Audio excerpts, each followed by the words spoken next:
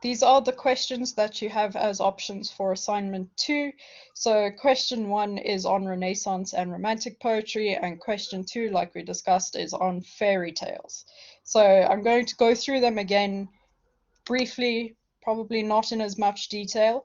So for question 1, you've got to write an essay of 1,000 to 1,400 words.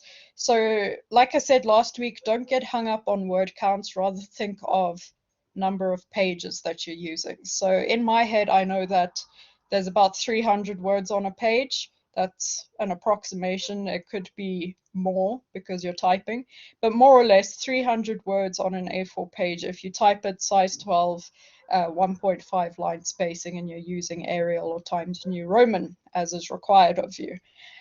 So if 300 words is on one page, then 1,000 words will be about 3.5 pages, and 1,400 words will be around 5 pages. So I know for myself, if you exceed 5 pages, you've probably exceeded the word limit. So just think of pages, don't worry too much about word counts for this module, because I am not counting your words, believe me.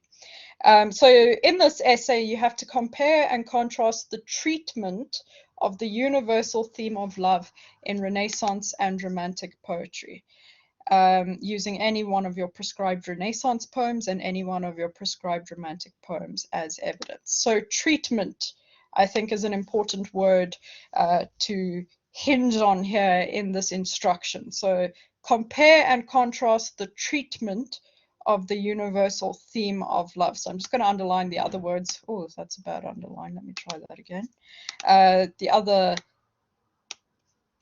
instruction words that I think are useful here. So you're comparing and contrasting the treatment specifically of the universal theme of love, and then obviously in Renaissance poetry and Romantic poetry.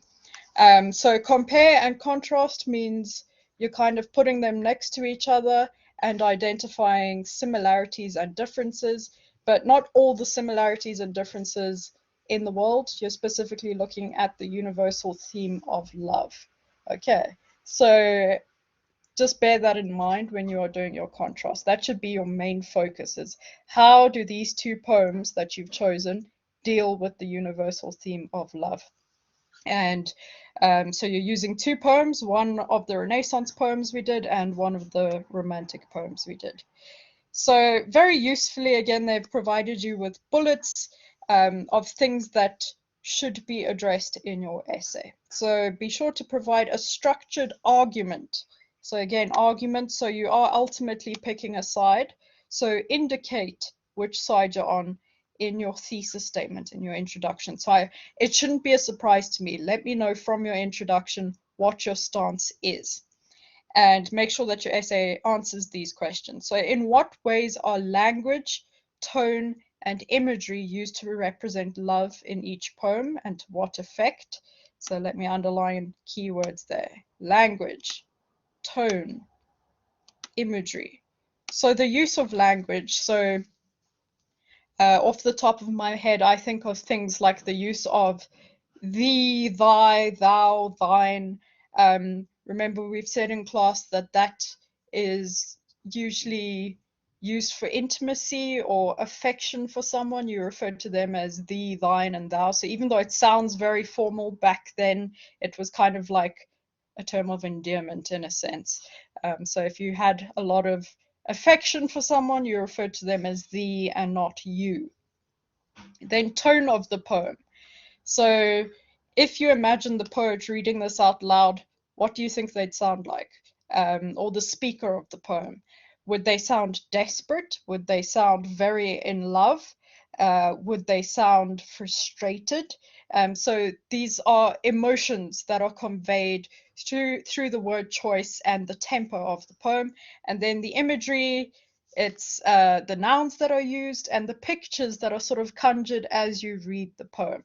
So you're making a comparison here, or you're contrasting language, tone, and imagery across the two poems that you choose, and specifically in terms of how they represent love in each poem. So like the introductory instruction here. You're not looking at all the themes. You're not comparing and contrasting everything specifically. You're looking at the universal theme of love. Same here. You're looking at language, tone, and imagery in terms of how they represent love in each poem, and also what is the effect. So it's no good you telling me this is how love is represented in the poem. I need to know what the effect of that representation is. So how does it make you as the reader feel? What does it make you think about the speaker of the poem and how they're feeling as well? So very important to let me know what the effect is of the different things you identify in a poem. So that's where the explanation comes in.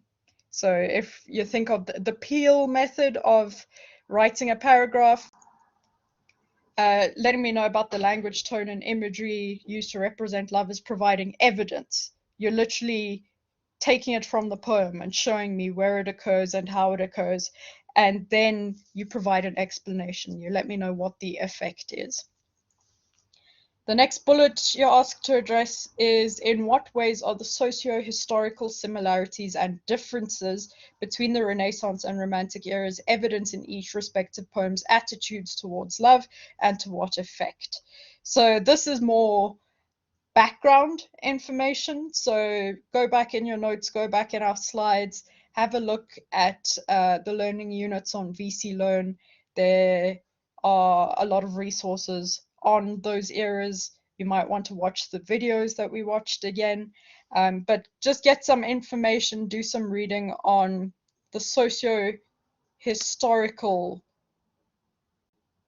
factors of each poem, so take that into consideration. We're looking at similarities and differences, so that's kind of another way of saying contrast and compare between the Renaissance and Romantic eras, and how they're evident in each respective poem's attitudes towards love. So once again, I don't want to know all the facts about the socio-historical details of these poems. I want to know them in their relation to attitudes towards love. Okay, so let love be the kind of golden thread that runs throughout your essay, if this is the essay you've chosen to write. So I want to know things about the socio-historical component, the language, tone, and imagery, but all of that in relation to love and attitudes towards love, because the universal theme of love is kind of, like I said, the golden thread that runs throughout this essay. And then again, to what effect? So it's no good just pointing it out. You have to explain it to me. What is its effect on the poem as a whole? And then finally, it says to support your argument, refer to relevant lines, imagery, language, themes, and other relevant poetic devices. So again, go back in our slides. You can look up poetic devices if you've forgotten what they are. To support your argument, basically, as well as relevant arguments and theory from at least 3 additional credible sources. So, as I've said before, it's important that your voice comes first. So, what you pick out from the poem, what you find out, what you've analyzed, what stands out for you, I want to hear that from your perspective, and then I want you to use additional credible sources to back up the points that you come up with. So don't do it round the other way. Don't do readings and say, okay, this person says this stands out and I agree. Rather say, I can see that this stands out and this person agrees with me. And then, spend a bit of time elucidating that. So the additional credible sources, as I said last week, make use of what is already available to you. So make use of your English 1A reader. The poems are in there firstly, as well as additional readings. So these can be considered secondary readings. They deal with socio-historical similarities and contrasts you might be able to find within those readings. And they talk a little bit about language, tone, and imagery as well. So definitely make use of them. And then have a look on VC Learn. Go through the relevant learning units, learning unit 2, and have a look at additional readings there, or videos, whatever you think will help you the most. And You're also welcome to do your own research, but like I said, just make sure it's credible. So rather use academic journal articles than websites. Okay, I strongly recommend that. Okay, so any questions about question 1?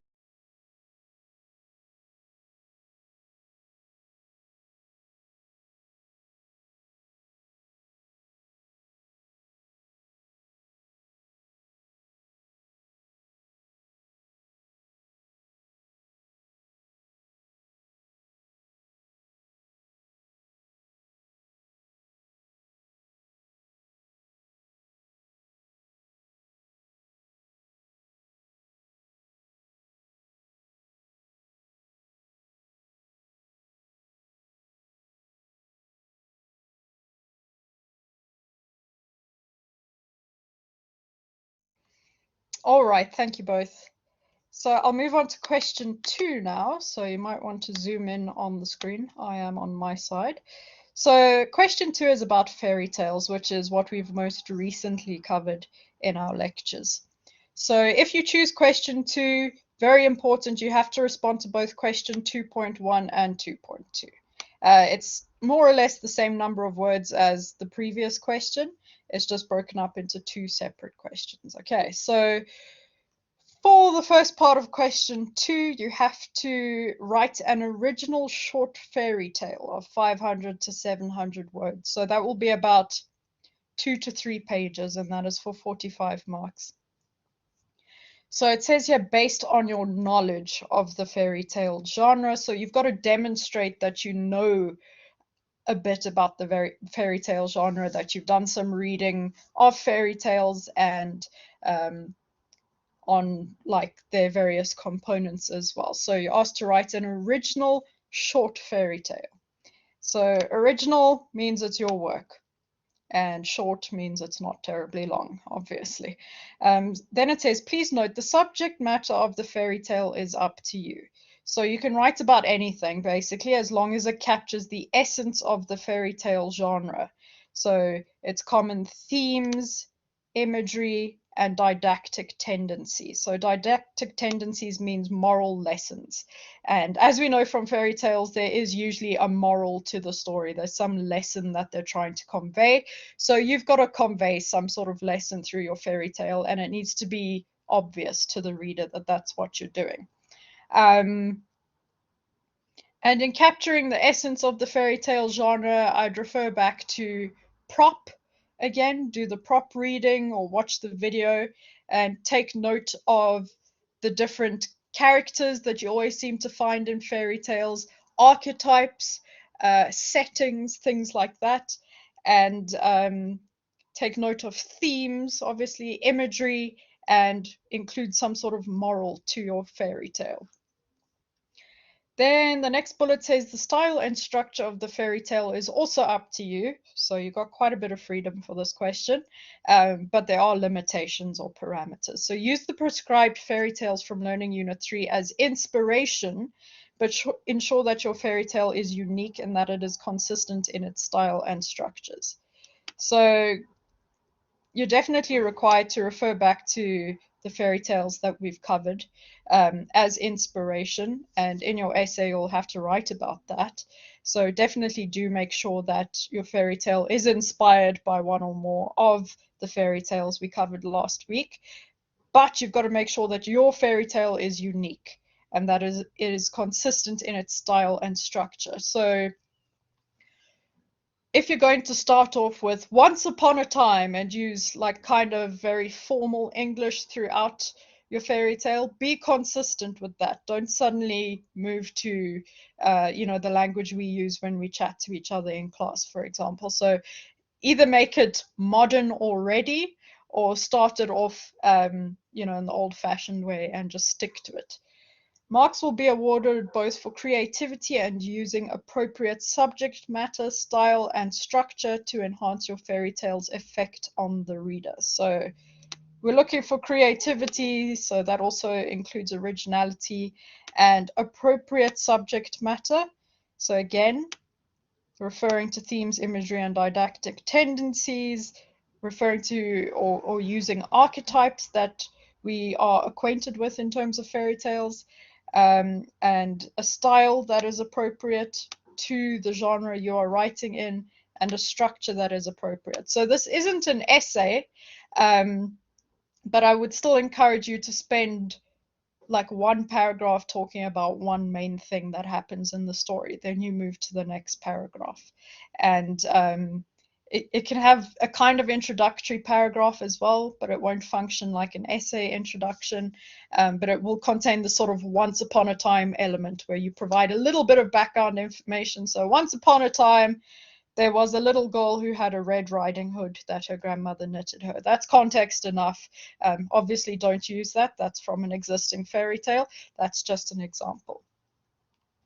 And then importantly, see the relevant rubrics in Appendix A for further details. So I'll leave that to you. Hopefully you got my announcement last week. So I heard back from the Deputy Head of Academic Operations, and she said that you can find assignment 2 on the student intranet. So not VC Learn, but the student intranet. If you go to School of Law, you should be able to find it there. So if you haven't already, it is there. And then the second part of question 2, you have to write an essay. So you can't get away from that aspect. No matter which question you choose, you will be writing some sort of essay. The essay in this case is slightly shorter than question 1's essay, so 500 to 700 words. So again, that's about 3 to 5 pages in which you critically reflect on the creative, thematic, and stylistic choices you made in the creation of your fairy tale. So this is quite nice. You kind of get to analyze your own work. But at the same time, that's not to say I want your essay to be purely anecdotal. You've still got to include other resources to back up your points. So let's break this down a bit more.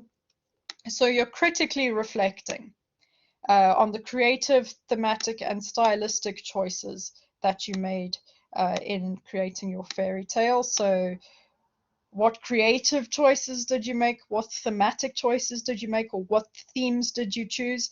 And stylistically, this can be in terms of what you deal with or with how you present your story. Why did you make these choices? And then you're given some more bullets here that provide a bit more information. Please note you need to explain how and why your fairy tale was directly influenced by at least one of the prescribed fairy tales in Learning Unit 3. So directly influenced. So we need to kind of be able to see that influence, or you should be able to explain that direct influence when you write your critical reflection on it. And then also the effect that this has had on your choice of subject matter, style, structure, moral lesson, themes, and imagery. So you've got to basically do a bit of a comparison or contrast between the existing fairy tale you chose and the fairy tale that you wrote. But looking specifically at the influence of the existing fairy tale on the subject matter, style, structure, moral lesson, themes, and imagery of your fairy tale that you've written. You must make reference to at least 2 additional credible sources to support your critical reflection. So once again, your voice comes first. So you could provide a critical reflection on the subject matter, style, structure, moral lesson, and so on, and say that, you know, this author states that these are essential components to a fairy tale, which is what I've included in my own fairy tale. And, you know, you could speak a bit more about that, provide evidence, provide explanation, but do bear in mind that you only have 500 to 700 words for this. So you've got to be quite concise in your critical reflection. Then it says marks will be awarded both for your essay writing skills and for how well you are able to think critically about your fairy tale writing process and choices. So even though this is shorter than the essay for question 1, it is still an essay. So I do still expect to see introduction, body, conclusion, the 3 components of an introduction, well-structured body paragraphs, and a conclusion. It's just going to be a bit shorter than the essay in question 1. And how well you're able to think critically about your fairy tale writing process and choices. So you've got to be critical of yourself. You can't be like, this is an excellent fairy tale and there's not much more I can say about it. It's just perfect and brilliant. Oh my goodness, I can't believe I wrote it. You've got to be critical. So I wrote this fairy tale. It was inspired by this and this fairy tale. You can see this by my use of whatever, which was inspired directly by this fairy tale and so on. And you can see it in the original fairy tale when this character does this, for example, or the use of these tools and props or these settings and themes. So use those keywords that are mentioned here in the bullets in your critical reflection as well. And don't forget to make use of at least 2 additional credible sources to support your critical reflection. So these additional sources, again, could be from the English 1A reader. So I don't want to don't use the fairy tale that it's based on as a critical source, because that's not critical, that's a primary source. But definitely do make reference to another fairy tale, but I want the 2 additional credible sources to be the sort of secondary reading that you're required to do on fairy tales. So have a look at the English 1A reader, have a look at Learning Unit 3 on VC Learn, see if you can find some more readings or more journal articles if you want to do your own research. Okay, any questions about question 2?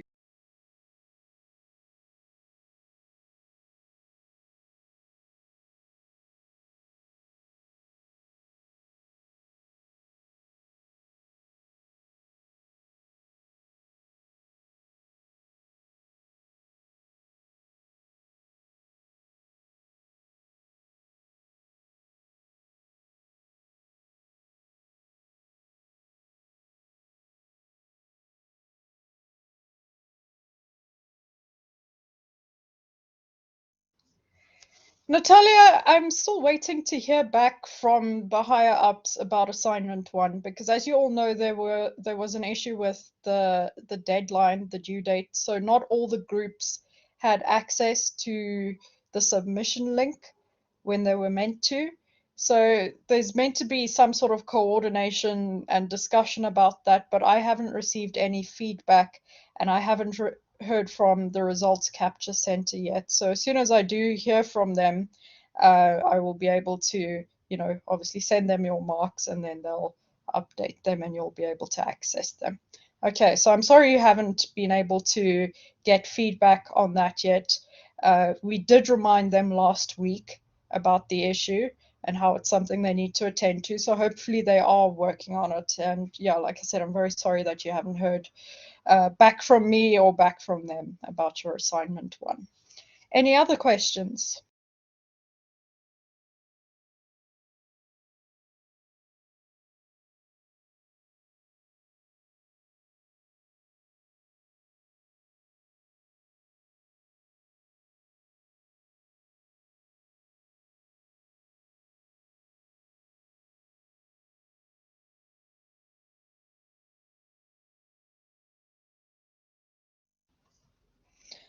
Okay, if you have no further questions, I hope you have access to assignment 2. Let me know in the chat if you've managed to find assignment 2.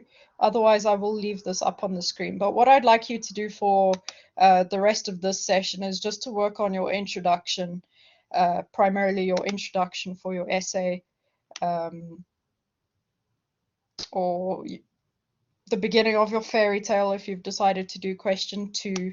But basically, work on whatever it is you need to work on for question 1 or question 2, depending what it is you've done already, what you still need to do, whatever it is. But you need to be working on something that you will be able to show me. So in our next session, we'll use another room. Maybe we'll do breakout groups as well, but just where you can discuss with me what you've done so far, and I can tell you if you're on track and provide you some advice. So just work on that for the next 10 or so minutes. Let me know in the chat if you need any assistance or if you want me to put the previous slide back up. And then we'll have a 10-minute break and you can do whatever you want then, get a cup of tea or something. And then we'll come back, spend a bit more time on this, and then we'll move on to learning unit 4.